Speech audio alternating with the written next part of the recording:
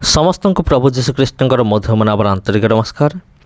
आज भिडियो आम देखा अब्राहम को कूओ यहाँ से जगह प्रिय बंधुगण देखूँ आठ किसी नियम कानून रही प्रवेश कर समय माने गरम दिन में 17टारू सकाल 8टा आउ शीत दिन में 16टारू सकाल 8टा ये प्रवेश करवा और नियम रही। बाकी समय जदि किए भी जीव ये प्रवेश करिवार कौन भी सुजोग नहीं। तेबे जदि प्रवेश करिवार अछि तेबे एई समय भितर प्रवेश करिकी बाहरिया पड़िबो। तेबे ख्रीष्टर प्रिय भाई भनी माने देखंदो एठारे आपण जो मान को देखुचंती ए माने समस्ते से अब्राहम कर कूओ को देखिया पय जाउछंती। आ प्रकृतिर अब्राहम कर जो कूओ से विषय कौन पवित्र धर्मशास्त्र बाइबल लेखा अच्छे कि अब्राहम कूओ विषय लेखा अच्छे कि तेरे प्रिय बंधुगण यार उत्तर हूँ हाँ प्रिय बंधुगण अब्राहम कूओ विषय पवित्र धर्मशास्त्र बाइबल लेखा अच्छे एवं से कूओ आज जाए अच्छे। आज मत से कूओ रही अच्छी जो कूओ अब्राहम कौन करथिले खोदेई करथिले ताको व्यवहार करुथिले आ से कूओ को आज मत रखा जाइछि। आ अनेक तीर्थयात्री माने दर्शक माने ए स्थान को से माने आसंती ए कूओ को देखिबा निमंते। तेबे काहींकि देखंती कारण यह मध्य एक बाइबल भित्तिक एक जगह अटे। बाइबल रिलेटेड बाइबल संपर्कित एक ऐतिहासिक जगह बा आपन कहि परिबे बाइबल संपर्कित जगह आपन कहि परिबे। तबे से कूओ ए जगह अछि आ एटा जो आपन देखुचंती ये होजे गुटे यज्ञ वेदी आ सेही समय एमिति यज्ञ वेदी निर्माण करा जाउथला माने पत्थर साहाय्य निर्माण करा जाउथला यज्ञ वेदी। आ चलंतु आमे माने देखिबा अब्राहम कर कूओ आज पर्यंत केमिति अवस्था अछि ताकू केमिति रखा जाइछि देखिबा। एठी जो बोर्ड मरा हिछि एठी मध्य एक कूओ विषय ही लिखा अछि। तेबे या नाम अछि तेल बेरसेबा बेरसेबा बा तेल बेरसेबा ए जगार ना।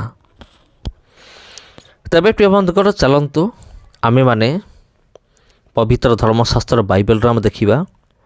आपण ए वीडियो को एंजॉय करथांतु माने से कूओ पर्यंत पहुँचला पर्यंत आउ क्यों जगह लिखा अच्छे आ ताको मध्य आपण श्रवण करुथांतु प्रमुख वाक्य शुणुथांतु ता सहित वीडियो को एंजॉय करुथांतु। आदि पुस्तक 26 पर्व 15 ରୁ 22 मध्य लिखा अच्छे अब्राहम कूओ खोदेई करथिले आ से कूओ एठी अच्छे। आदि पुस्तक 26 पर्व 15 पदरू एणु तांकर पिता अब्राहम का समय रे तांको पितांको दास माने जेउ जेउ कूओ खोलिथिले पलेस्टीय लोक माने मृत्तिका द्वारा से सबू पोती पकेइले। जेउ जेउ कूओ खोलिथिले माने गोटे नुहे एक रु अधिक कूओ खोलिथिले ताकू कौन करथिले पलेस्टीय माने पोती पकेइथिले। कारण आपण जानती पलेस्टीय माने जिहुदी लोक मानक शत्रु थिले बा इस्राएल लोक मानक शत्रु थिले सेथिनि मते से माने पोती पकेइथिले। अनंतर अबिमेलक ईसा कहिले तुम्भे आमानक निकटरू प्रस्थान कर जेहेतु तुम्भे आमानक ठारू अधिक बलवान होइअछ। तैरे ईसा सही स्थान यात्रा करी गरार उपत्यकार तंबू स्थापन करी सेठारे बास कले। पुणी आपणा पिता अब्राहम कर वर्तमान समय खोदित जो जो सकल कूओ अब्राहम को मृत्यु तारे पलेस्टीय माने पोती पकईथिले से समस्त इसाक पुनर्बार खोली आपणा पितृदत्त नाम पुनरपी रखिले।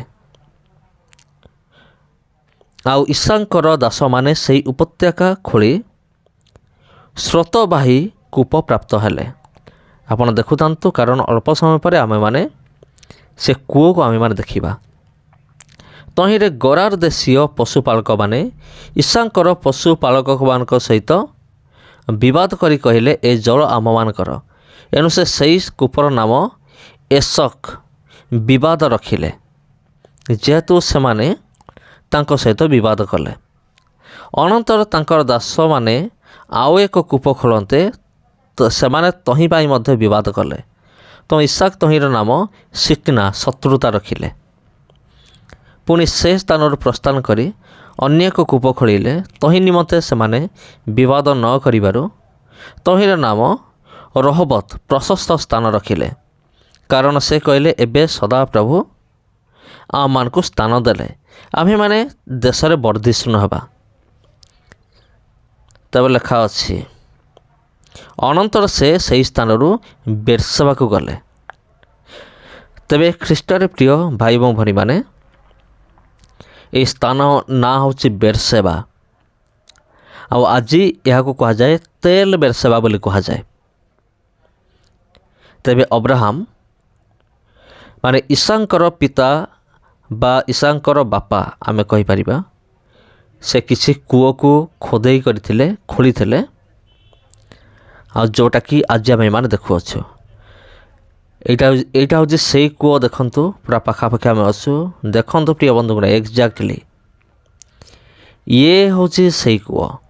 ମୁଁ ଟିକେ ଭିଡ଼ିଓକୁ ଷ୍ଟପ୍ କରିଦେଇଛି, ଆପଣ ଦେଖନ୍ତୁ। ଏଇ କୂଅକୁ ଅବ୍ରାହମ ଖୋଳିଥିଲେ, ପଲେଷ୍ଟିୟମାନେ ପୋତି ପକାଇଥିଲେ। ତାପରେ ତାଙ୍କ ପୁତ୍ର ଇସାକ ପୁଣି ଥରେ ଏଇ କୂଅକୁ ଖୋଳିଥିଲେ। ଆଉ ପୂର୍ବରୁ ଦୁଇଟା କୂଅ ଆଉ ଯେଉଁଟାକି ଖୋଦେଇ ହୋଇଥିଲା, ସେମାନେ ବିବାଦ କରିଥିଲେ। କିନ୍ତୁ ଏଇ କୂଅ ନିମନ୍ତେ ବିବାଦ ନ କରିବାରୁ ଏହାର ନାମ ସେ ରଖିଲେ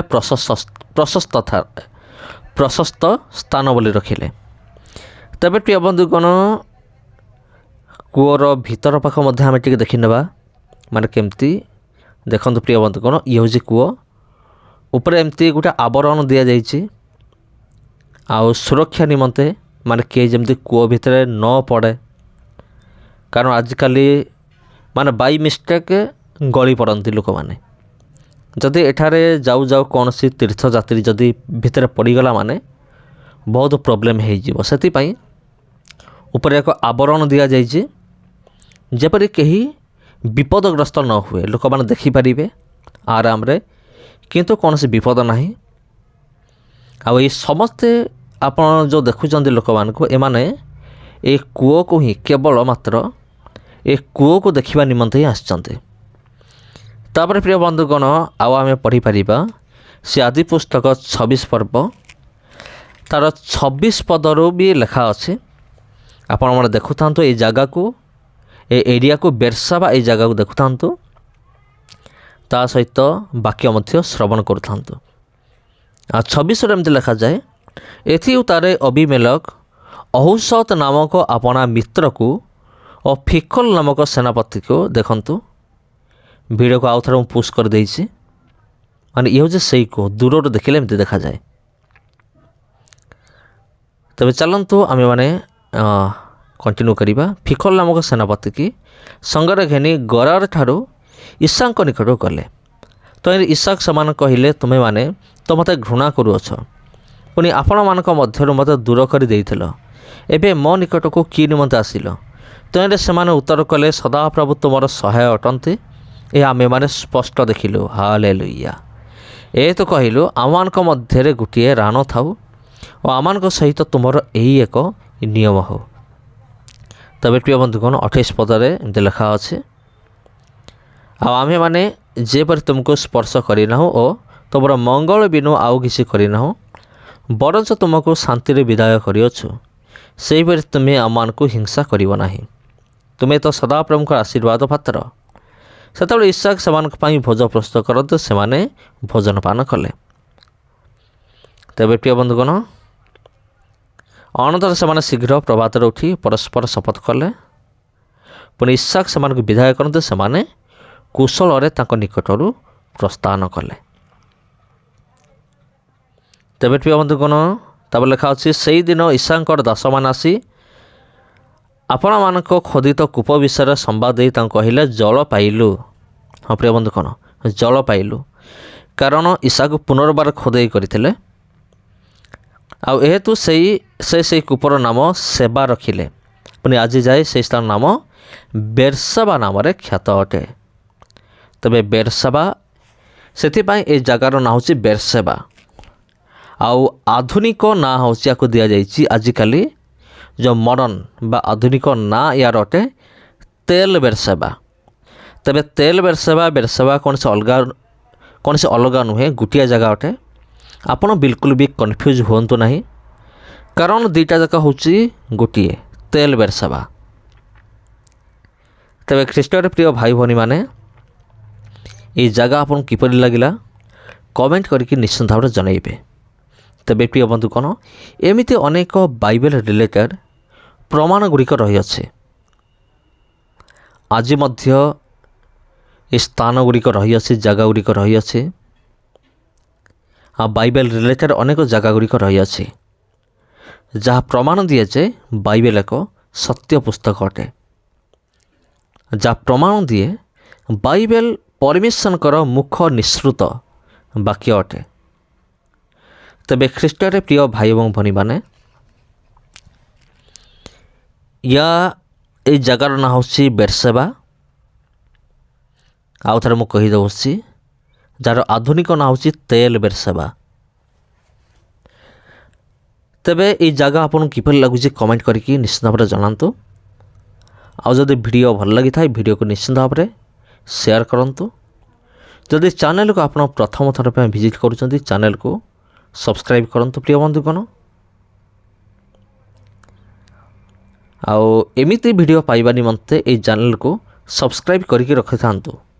ଆଉ এই ଚ୍ୟାନେଲ ସହିତ କନେକ୍ଟେଡ଼ ରୁହନ୍ତୁ, କାରଣ ଆଗାମୀ ଦିନରେ ଆମେ ଏମିତି ଆହୁରି ଅନେକ ଭିଡ଼ିଓ ଆମେମାନେ ଦେଖିବା, ଯେଉଁଟାକି ବାଇବେଲ ରିଲେଟେଡ଼ ବାଇବେଲ ସମ୍ପର୍କିତ ଅଟେ।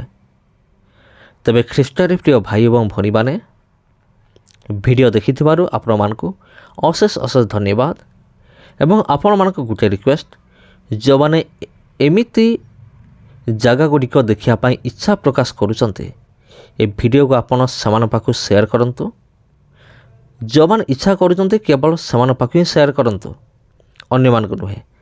ତେଲ ବେରସେବା ଦେଖନ୍ତୁ, এই ଜାଗାର ନାଁ ହେଉଛି ତେଲ ବେରସେବା, ଆଧୁନିକ ନାମ। ଆଉ ଆଜି ପାଇଁ ଏତିକି ପ୍ରିୟ ବନ୍ଧୁଗଣ। ଆଉ ଭିଡ଼ିଓ ଭଲ ଲାଗିଥିଲେ ସେୟାର କରନ୍ତୁ। ପୁଣି ଥରେ ଭେଟ ହେବ ଆପଣଙ୍କ ସହିତ ଆଉ ଗୋଟେ ଭିଡ଼ିଓର ଆଉ ଗୋଟେ ଅଧ୍ୟାୟରେ। ସମସ୍ତଙ୍କୁ ପ୍ରଭୁ ଯୀଶୁଖ୍ରୀଷ୍ଟଙ୍କର ମଧୁମୟ ନାମରେ ମୋର ଆନ୍ତରିକ ନମସ୍କାର।